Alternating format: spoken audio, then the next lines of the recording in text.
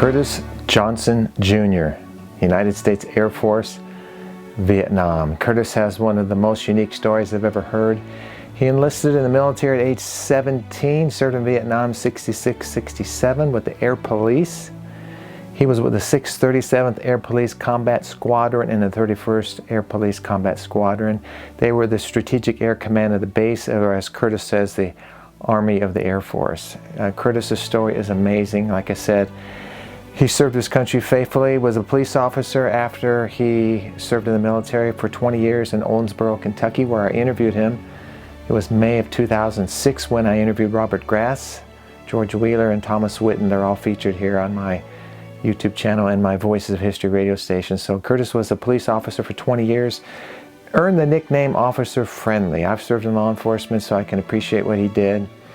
And I just really happy to share his story with you today. It's one of my best stories and one of my most unique stories, kind of like the military police, but the air police. I want to thank David Penn for stepping forward. David, thank you for sponsoring this story. Curtis's story, you chose that out of my sponsor event page. Thank you, sir. Thank you for your support of my work in the past also, and for your dedication to our country and to our veterans. And not sure if you're related to John Penn, but he's one of my sponsors also. So David, I salute you. Thank you, sir. I hope you enjoy Curtis's story. Folks, if you've been thinking about sponsoring a story, I would encourage you to do so. There's information in the video description on my website, and you can also donate to my work through the comment section of this video. Voices of History Radio has been tuned in by over 40 countries across the world. I'm happy to share that, and it's going strong. I invite you to click on that. It's free. The apps are free on the App Store, the Google Play Store. They're free. Get them. There are kids' hands. They have living history in the palm of their hands, folks. I say that often, but it's so true. It's so powerful. I want to let you know 9/11 anniversary is coming up, and I produced a film now 12 years ago called 9/11 Remembered, A Day of Infamy. I interviewed almost 20 survivors of the World Trade Center attacks, and I'm mentioning that because I'm going to start featuring one or two of the stories coming up. And on 9/11 on my radio station, for sure I'm going to share the 9/11 film, the audio portion of it. And it's already on the YouTube channel. You can find it here, one of my most watched videos. I have an hour edited segment and a 2.5-hour film total. Whew, heavy, but we need to see it. We need to watch it. It's done gracefully. It's a powerful film. That's it for now. I'm going to stop. Thank you for watching and listening to my radio station, and for subscribing to this channel, and for sharing this video. So Curtis Johnson, I salute you. We lost him in 2018 at the age of 70 to cancer. And Curtis, I remember you. God bless you. Thank you for your service in the military and as a police officer, and we're going to honor you right now, sir.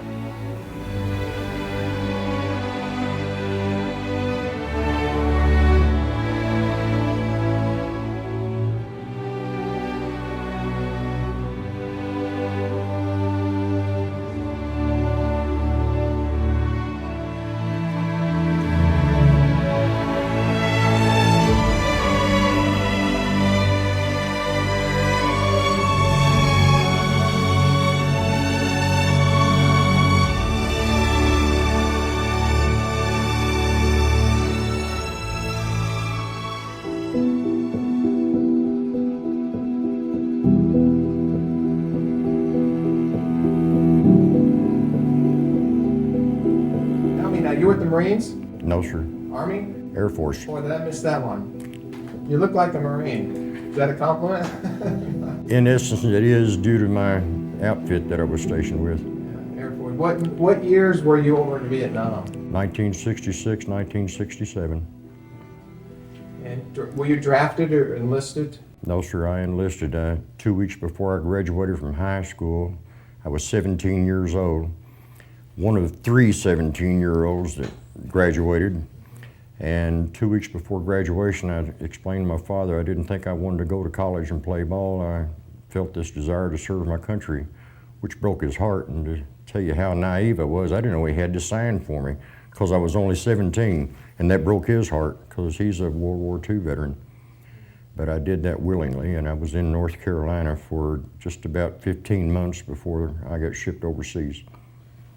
Back during the 60s, you hear a lot about Vietnam. I mean, did you feel you felt an obligation, a duty to serve our country, although there were a lot of negative things coming out at that time? I mean, was that your mindset going in, basically? I think it actually began during the Cuban Missile Crisis when I was in the 9th grade. A lot of us were scared to death of communism and the communistic threat at that time, and I felt that it was my duty to keep that from happening on our soil, and that was my primary reason.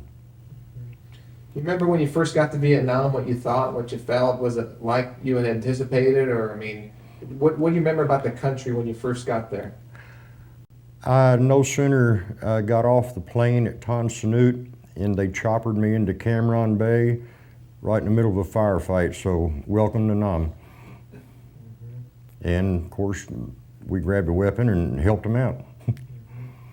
So as far as combat over there, I mean, you know, the combat during World War II, Korea, Vietnam, what type of things did you face in combat over in Vietnam? When I began, we were the 637th Air Police Combat Squadron, and as time progressed, we were called the 31st Air Police Combat Squadron. Our duties were to help secure the perimeter with the 101st, the 1st Cav, Korean White Horse, and Korean Tiger divisions. And once we got that secured, because we were on the beach at the base of Chop Chai Mountains, and once that was secured, the 101st, the 1st Cav, and the Korean Tiger divisions withdrew, and that left us there with the Koreans, and then the 4th Infantry Division came in, and we pretty much got the daylights kicked out of us, and the 101st had to come back in. And basically, when we weren't in the field, our job was to secure the perimeter. So now, was you military police, or no? You Air police, which is the same as military police, but the Air Force called it the air police. I was explaining to Mr. Johnson, when I went in, they let us know that we were SAC, Strategic Air Command, and that we were not like any of the rest of the APs because we were the Army of the Air Force, and I found out why. So why did they call the Vietnamese Charlie? That was one of the kind words we called them. And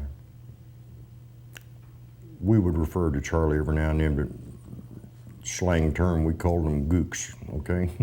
So we're fighting the North Vietnamese. RVNs.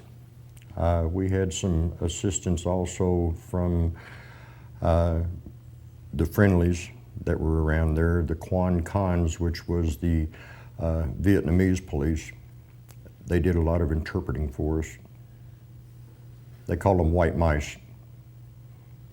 Now, you hear things like in Vietnam, we didn't know what we were fighting for. Did you know what we were fighting for? Yes, sir. I felt strong about keeping the communistic threat there and trying to free those people rather than on our home soil, which we're having to tolerate now with the terrorists. What kind of weapons were the Vietnamese using against you guys? AK-47s and Soviet rocket launchers. What does an AK-47 sound like? What does it sound like? Well, I've heard burp guns described. I've heard, you know, what some of the weapons were, but I hear it was a very distinct sound. Yes, it was. It was a very distinct sound, and if you were close enough to hear it, you wasn't alive to describe what it sounded like. It's just one of those things that I choose not to... Automatic weapon then? Yes, sir, it was. What about the helicopters? Were you around the Hueys at all? Yes, sir. Tell me a little bit of your involvement around the Hueys. My first set of orders called for a gunner and a helicopter because was very proficient with an M60 machine gun. And I was explaining to Mr. Johnson, just as I was getting ready to leave to go over, my orders got redlined, and therefore I didn't have to be a gunner and a helicopter, and my new set orders called for arrival at an undisclosed location. And I would get further orders once I got to Cam Ranh Bay. So you never took off on a gunship as a gunner? No, sir, I didn't have to. I jumped out of a few of them, but I didn't have to serve as a gunner. Tell me about the ones you jumped out of. Were you in a combat mission, or just what were you doing? Well, basically, it was being transported with prisoners from one to another, and we would land in zones that was too hot to get out of, and we would toss the prisoners out and jump out behind them. So you landed in some hot LZs then? Basically, yes, sir, some of them. What's it like? Obviously, you saw Hueys flying in formation, taking off, landing, and all that. I mean, Yes, sir. Does a helicopter today flying overhead remind you or bring back anything about Vietnam? Yes, sir. What do you find yourself doing when you hear a helicopter? Thinking, looking up in the sky? Well, I've always enjoyed flying, and I love choppers, especially the Hueys, because they were basically lifesavers for us, and even more so the guys that were way out in the field. Curtis, just tell me, what was the role of the Huey in Vietnam? What all the things it did? It was a workhorse, but tell me some of the things it did. Well, we would call in airstrikes at the base of the Chop Chai Mountains, and of course I wish we had the Apaches back then the way they are now, and it was a relief to see those guys come in because they could flat tear a zone all to hell. And then, pardon me, if it was real bad, we called in napalm. And oftentimes they would spray Agent Orange across some of the foliage up there as well, and give us a better opportunity to see our target because they were sneaky little dudes. What is Agent Orange? What was the purpose it was used for? A defoliaging chemical. You could be looking at a patch of jungle, and within minutes it looked like the dead of winter. So it was it burned, it blew up? No, it just killed all the foliage like we'd be gone wood on a weed, and it did it rather quick. It wasn't a flame thing, it was liquid. Right. Okay. It was a spray, more or less. Now, what happened with our troops getting Agent Orange? You hear about that, you know? Well, sure, I have a claim into the VA now because of all these scratches I have on me. It's a form of chloracne, and my doctor has yet to say specifically that it is Agent Orange, but very uncomfortable. There's guys that's got it worse than me, but we'll see what happens. It was just being exposed to it in the air at that time? Yes, sir. Now you're suffering the consequences. If you're in the area whatsoever, normally it stuck to your skin. Fortunately, I wasn't one that handled any of the stuff in the aircraft. Those guys are the ones that are suffering the most. Napalm came in very handy though, because we did some trading with some of the guys. Mom would send me Jiffy Pop, and we would make put a little sand in our sea ration cans, and then we'd get gas out of a Jeep, and it would heat just enough to pop about half of it. And then we got the bright idea one day to go down and get some napalm. You can get a piece of napalm about the size of a golf ball, and it would pop a hell out of all kinds of Jiffy Pop. So we used napalm to pop our Jiffy Pop with.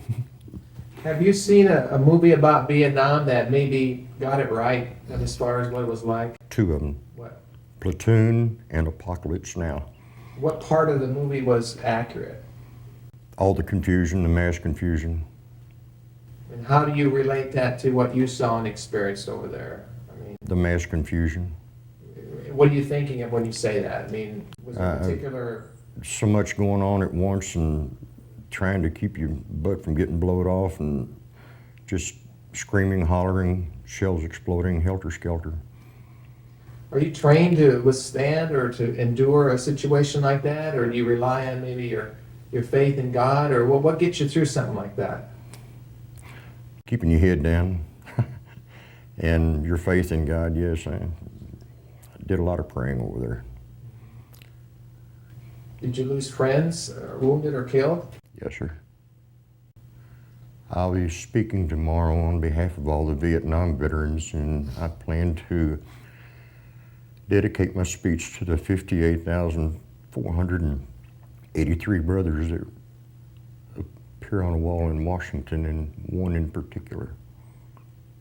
Can I ask who that is? Jerry Rudolph Moon. He's from Lynette, Alabama.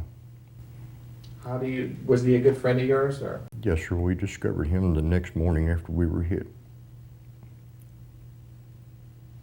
Have you been back and seen the wall in Vietnam, in Washington, D.C.? I was there 10 years ago. It took me 30 years to build up enough courage to go up there. A lot of emotion, obviously. Did you see names of people that you knew, panels? I looked for all of them. Jerry's on panel 26E, line 28.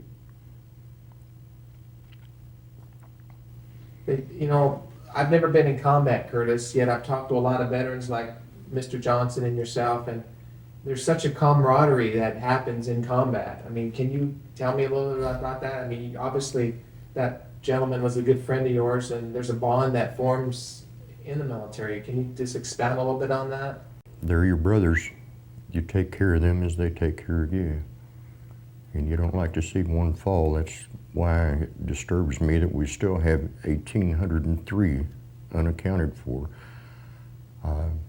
Resolution 288, adopted by the 67th National Convention of the American Legion, calls for designating a POW MIA empty chair at all official meetings and functions of the American Legion as a physical symbol of the thousands of Americans still unaccounted for from World War II, Korea, and Vietnam.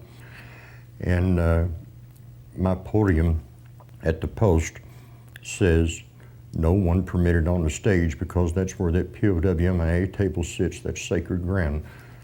And we also have the Shelton Memorial here, and I will not stop what I'm doing until there's a full accounting of all our brothers and sisters that didn't return.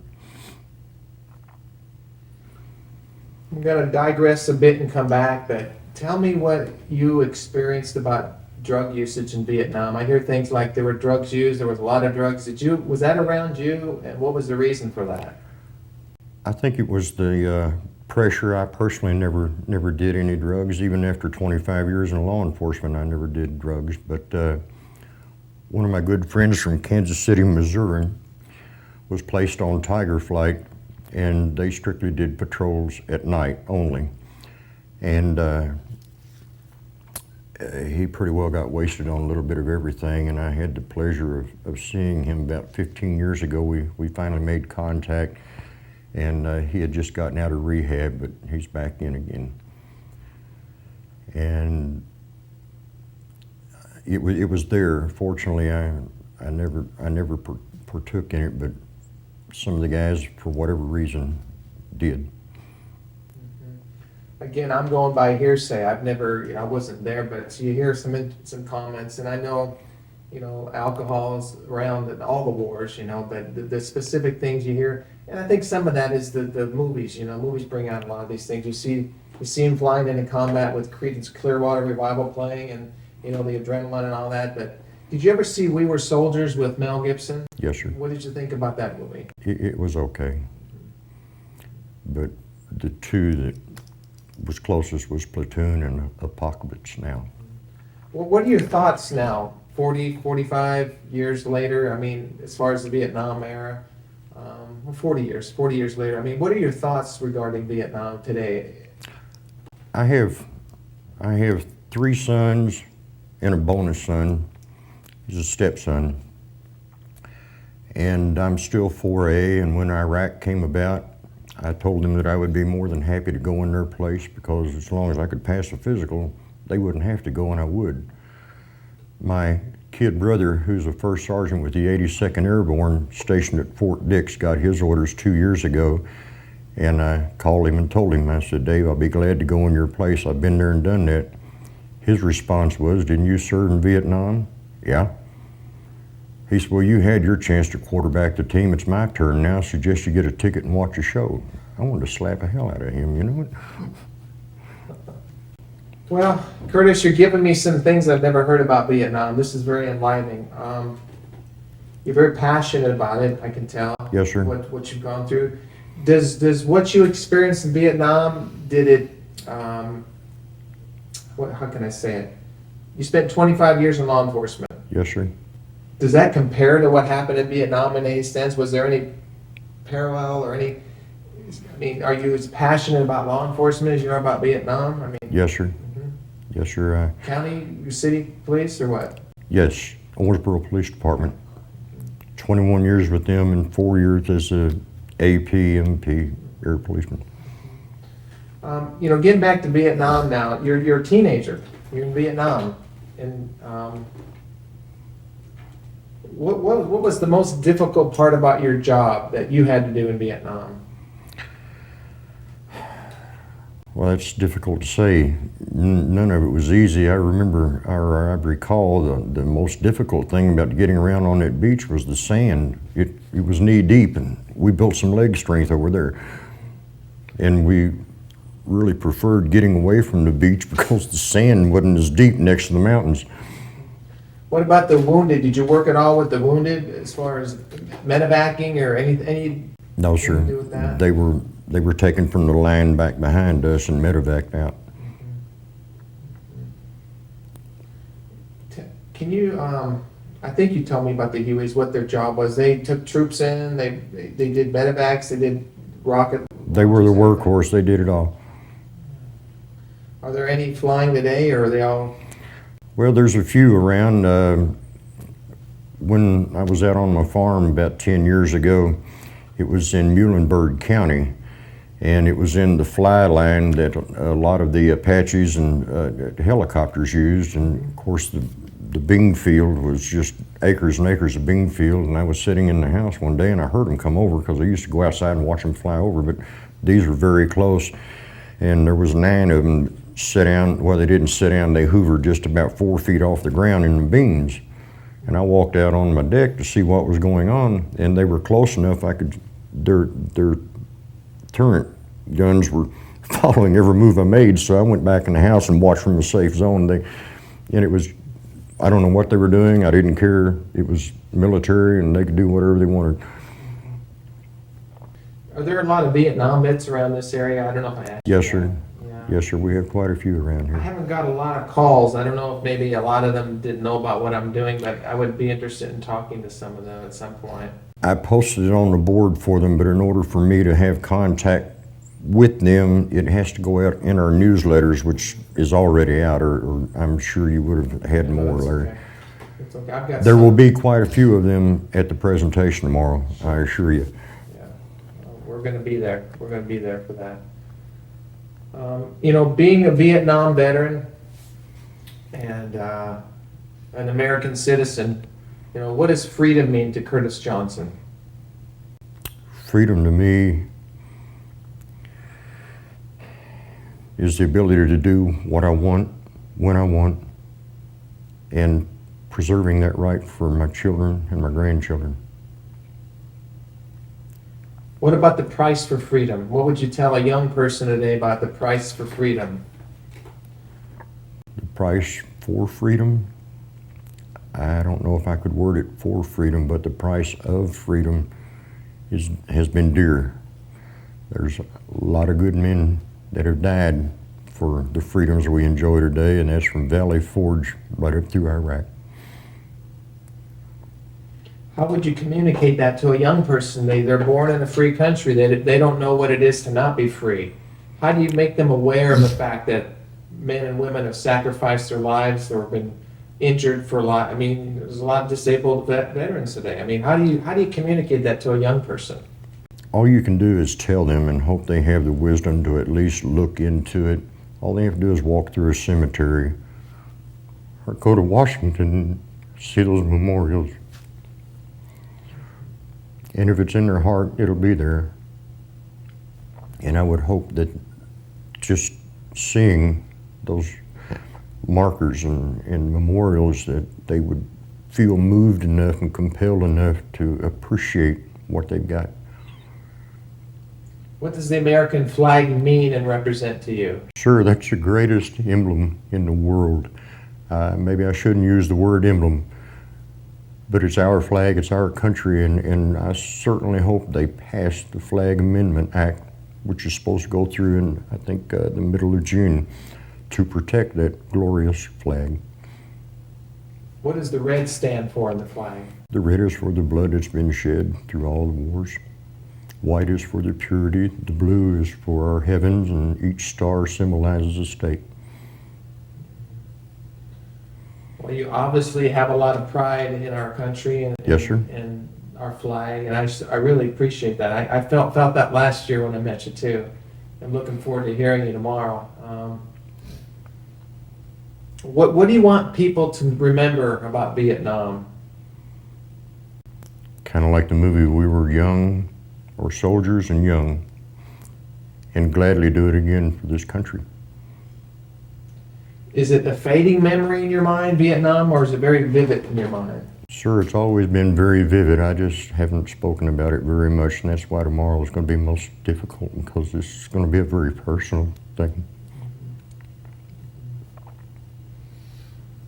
I actually signed up for a second tour to keep my brother from going over. And when I discovered that he was safely tucked away in Seoul, Korea, the lieutenant in charge of personnel owed me some favors because we'd caught him off limits in town several times. Instead of charging him, I brought him back to the compound. So when I found out my brother was in Seoul, Korea, I said, "You get me out of here. I haven't made it through the first one yet. I know I couldn't make a second one." What else can you tell me in our remaining time just about the Vietnam War? I mean, what you experienced, or were you shooting the enemy at all, or just protecting the troops that were there, or what were you engaged in combat yourself? Yes, sir. That's why they call us the Air Police Combat Squadron. Our duty was to protect the perimeter of the compound. We worked out of bunkers, towers. We went on patrols.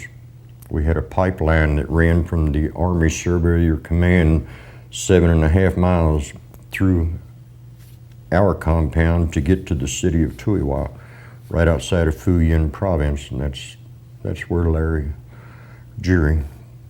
got wounded, but that's where Jerry was killed. Can you tell me about a patrol or an encounter with the enemy and you firing, what kind of weapon did you have? M16. Okay. Sometimes when I was on patrol, I carried M16. When I was in the bunker, I carried an M60 machine gun. Did you have to shoot that? Yes, sir. We got pushed back into the South China Sea one night, and the South China Sea is not like Daytona. You don't walk for 500 yards in water that deep. You step in 5 feet and you're in water up to your chin, and the undertow tries to suck you under. So we was either going to drown or come out. You know, as I listen to you talk, Curtis, I'm just imagining what you're going through. So it's an amazing thing that you've experienced, and I'm just trying to get a little bit of a feel for what you experienced and what type of. I guess I've talked to so many World War II veterans, and there was an organized enemy. They wore the same uniform, same thing in Europe and in the Pacific, and there was a line drawn. But in Vietnam, it wasn't like that. No, sir. I was also a machine gunner on a SAT team. That's SAT, a strike attack team. It was 3 of us in a Jeep, and we would tour the perimeter in that Jeep, and actually we were a target for them to open up and so we could drag them out from where they were. I also did a little sniping while I was in there. Don't like to talk about any of it much, in particular that. You know, I'm interested in the fact that you worked in law enforcement, you know, because, you know, the situations you had to handle in law. I worked in law enforcement a couple of years, so I Really? got a little feel for what happened or what law enforcement's about. In fact, I'll just pitch this. I've started work on a documentary called Beyond the Badge, which will be former law enforcement, people who've worked in law enforcement like yourself, and just talking about their careers in law enforcement. But to put it in the back of your mind, someday I'll probably talk with you about Okay. that. But, so there's a nice tie-in from the military into the military, into law enforcement. But anyway, did you encounter anything in law enforcement? Like I said, as far as, you weren't in combat, but you know what I'm saying? Was there any similarities as far as dealing with the Vietnamese and working as a police officer? I mean. One time, and one time only, and that was probably 1985 or 86. We had a family of Vietnamese that was involved in an automobile accident, and I answered specifically to the assistant chief, and for whatever reason he was at this accident and called for me to come over there, and he said, "I don't understand a word these people are saying." So I was interpreting and translating for him, and they want to know who the honcho was. And I told him, he's Buku Dingy Dow, and they laughed. So that kind of broke the ice with them so I could start talking to them. And of course the boss was standing over, he said, "What did you tell him?" I said, "I told him you were crazy." So a whole bunch of crazy. What the hell did you tell him that for? But that was the only time that I ever experienced anything in law enforcement that had anything to do with the Vietnamese. Okay. When you came home from Vietnam, were you changed? I mean, were you a different person than when you went over? Yes, sir. How were you changed? Were you cynical about life, or what were you thinking? What were you feeling? I was glad I had survived. I was 6'1", about 215 pounds, felt like I was 10 foot tall and bulletproof, okay? I recall we got to see one movie while I was over there, and that was Born Free. And just as it was ending, we got hit and, of course, had to disperse again. And if we were lucky, when we came in from the perimeter or the field, we got to watch 2 hours and 5 minutes of TV. The first hour was Batman, second hour was combat, and then we got to hear 5 minutes of news from home. The reason why I mention that is because we saw all the protesting going on. And we as a brotherhood made a pact that, you know, right or wrong, we're here to do a job for our country and this is what we're going to do. So when I came home, and I'll address that issue tomorrow also, to be cursed and spat upon for doing a job that you wanted to do for your country, I explained to my executive board at the Legion that wasn't going to happen with the kids we got over there now. That even though it costs us $22 a pop, now it's $25, but for every Owensboro or Davis County kid that's over there, we're going to pay their first year's dues to make them Legionnaires so that they're eligible for all the benefits from the American Legion. And the board said, that's a lot of money. I said, yeah, but it's a small token of appreciation for what these kids are doing for us. And we welcome them home. We're not going to curse them and spit on them. Just expound a little bit about the homecoming. I've heard a lot of amazing things about the veterans, and just walk me through your homecoming, where you were and what was happening. We landed at SeaTac, Seattle Tacoma International, and they brought us in off the aircraft and, pardon me, showered us, and I think they called it fumigated us, and showered us again and put us in our dresses and sent them out, or sent us out. And I went straight to the restaurant portion there in the airport. That's where their payphones were, and I called my father and asked him to accept a collect call, and he said he would, and from Skip, that's my nickname. And he began crying, and all I told him was, Daddy, I'm home. And told him my flight schedule. I was going from there to Chicago, and from there to Louisville, and from Louisville into Owensboro. And I told him what time I'd be arriving.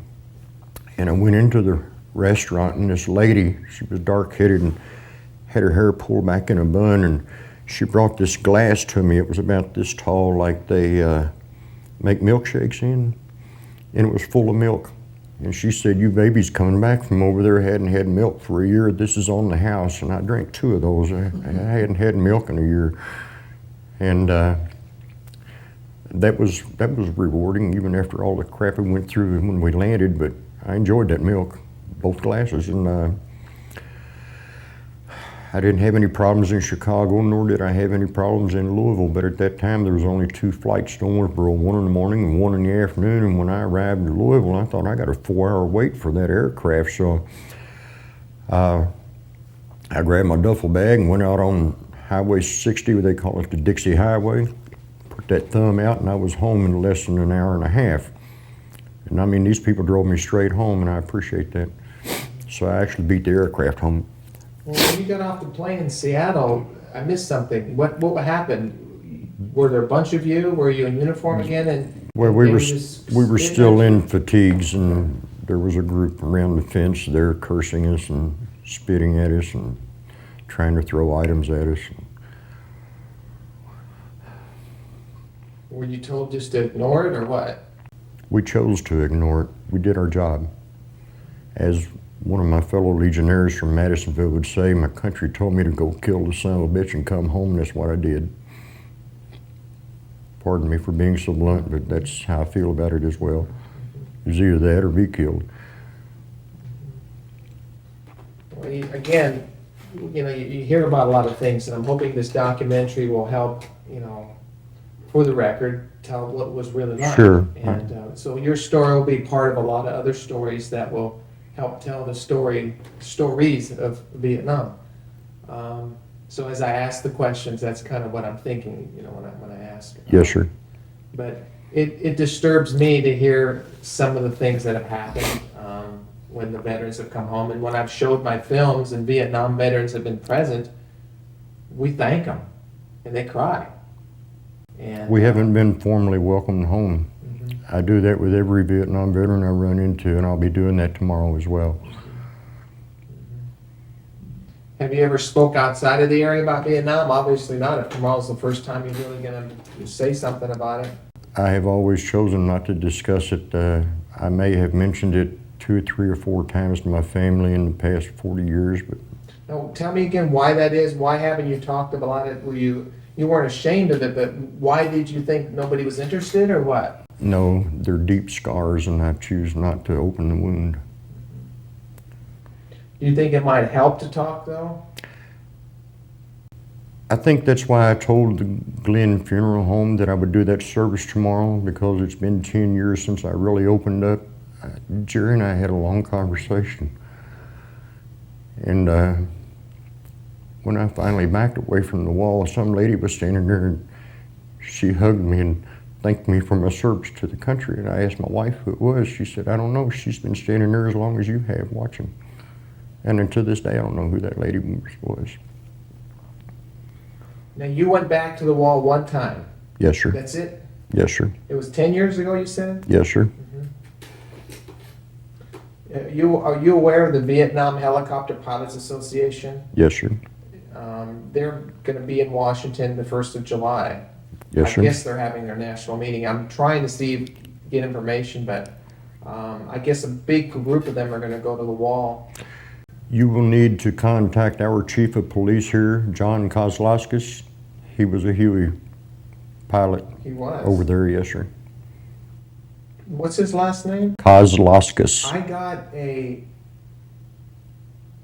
I got information about the sheriff. So the chief of police is a Vietnam helicopter pilot? Our sheriff is Keith King. Keith served in Nam as a Marine, and he's a personal friend of mine. So is Chief Kozlowskis, but John was a chopper pilot.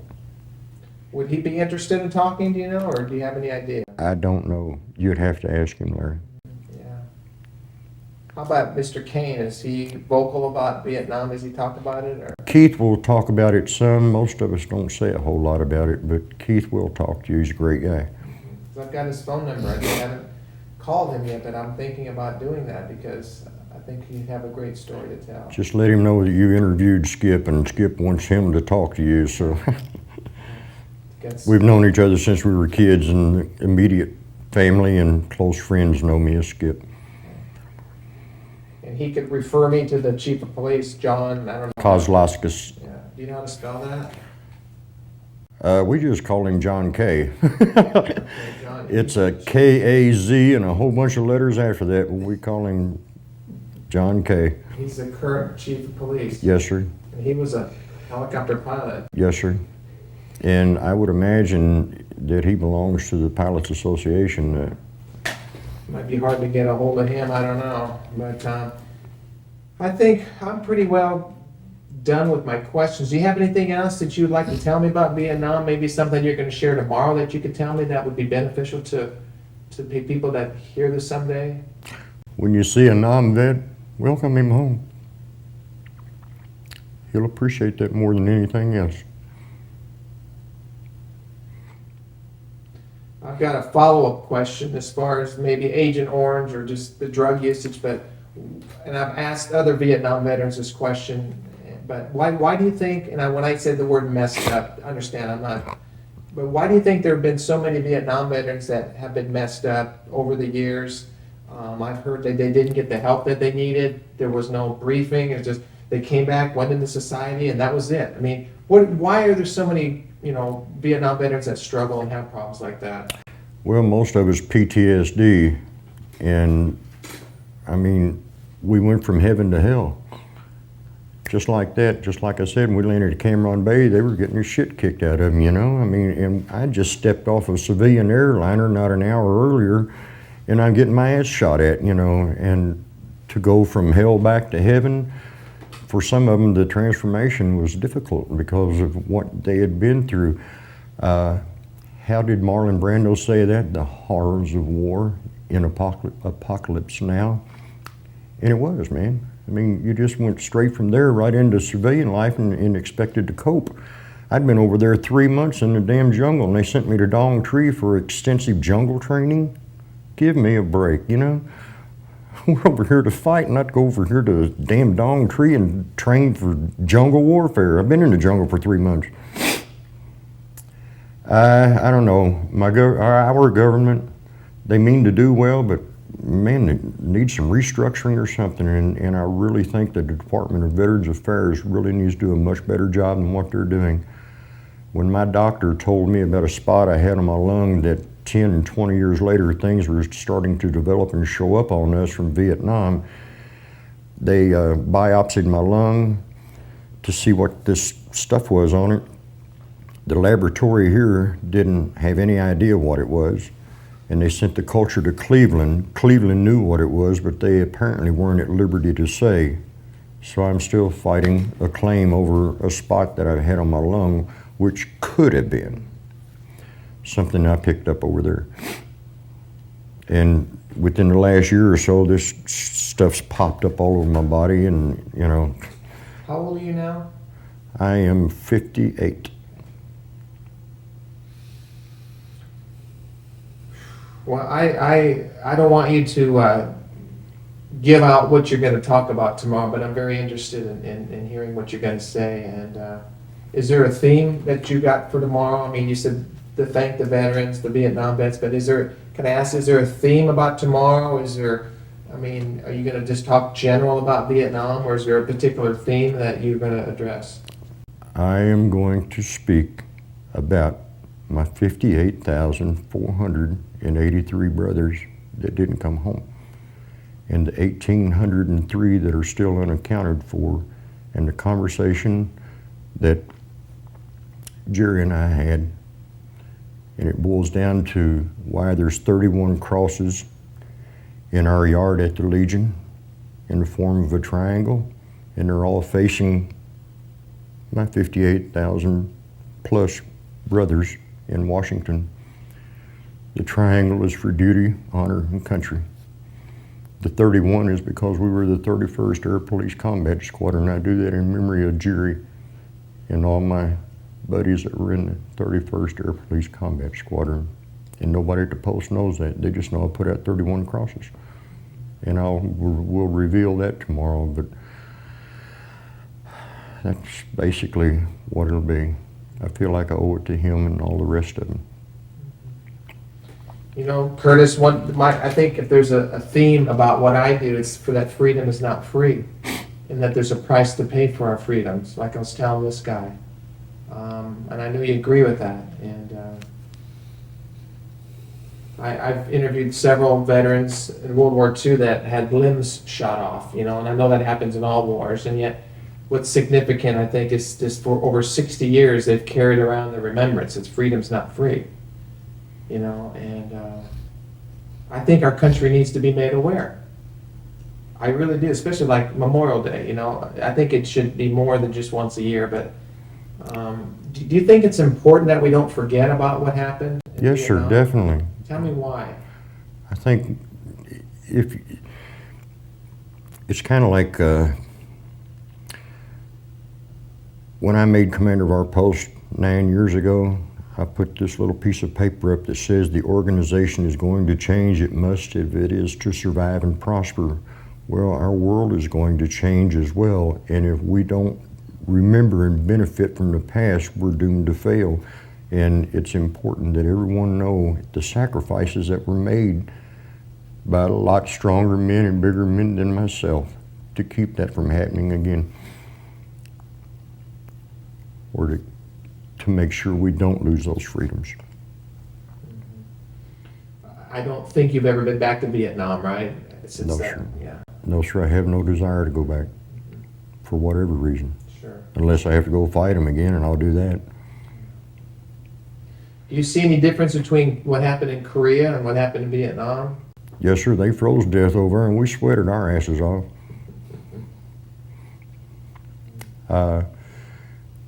Basically, what we tried to do was fight the same type of war in a jungle, and it wasn't working. I think they've gotten a lot smarter now, especially with the way they're helping our kids that are in Iraq and Afghanistan. They're better prepared now, and that's why I wish we had been. We had a job to do, and we did it.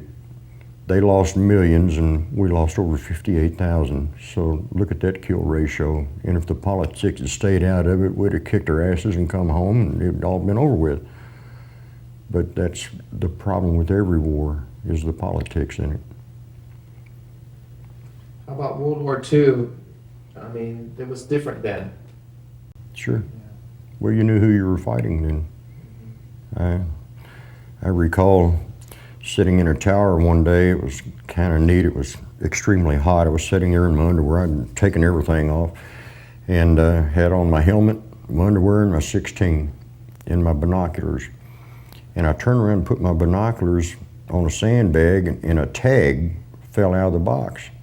And I looked at it, and it said Mallinger Sporting Goods, Owensboro, Kentucky. Oh, you're talking about being homesick as hell. I don't know how those binoculars got in that tower with me from Mallinger Sporting Goods, Owensboro, Kentucky. I'm 20,000 miles from home, and there they are. Oh, hell, I got sick in my stomach, and wanted to throw up. And then shortly after that, I was using those binoculars, and I picked up some mama signs and baby signs. It was their job to push the cattle, to move them from one place to another, and they had the water buffalo.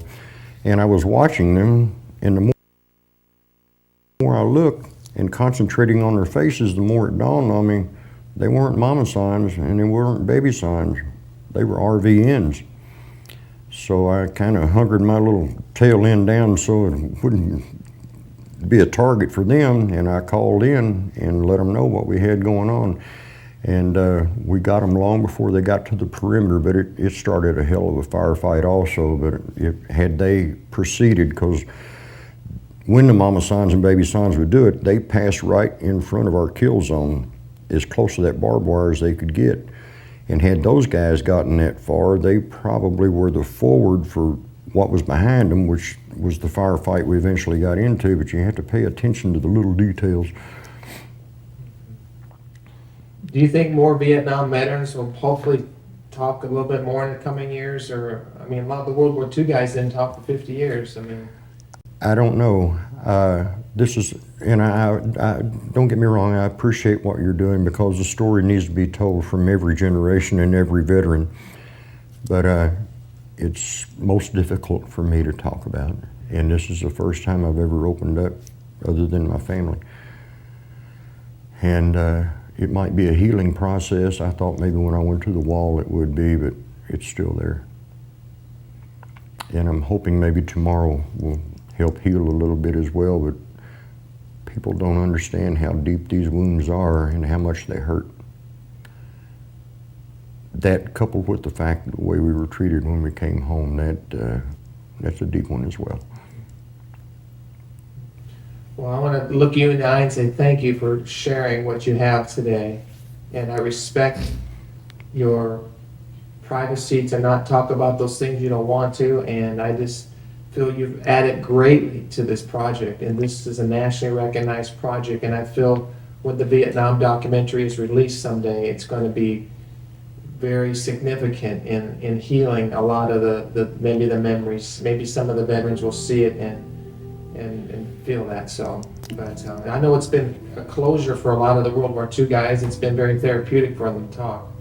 I mean, you're talking 40 years ago. With these guys, it's over 60 years ago, and yet they're talking just like you are right now about landing on Omaha Beach, on Iwo Jima. I mean, You might forget a lot of things, but you don't forget that. very traumatic. Yes, sir. You just don't forget. But I'm going to ask you to do one more thing, and then I'm going to take a picture of me and you, okay? Yes, sir. I've asked all the veterans, all 250 of them, and from where you're seated, when I tell you, could you please give me a salute into the camera when I tell you? Yes, sir. Okay. Okay, Curtis, right into the camera. Okay, great. I would like to say one more thing. Yes. Two of my buddies that I served with the whole year, I'd like to say hello to them. You bet. One's name is, and he was a great guy, he was my best man at my wedding. That would be France Wrights from Tulsa, Oklahoma, and the other one was Larry Dove from Kansas City. Great guys, miss them. Thanks.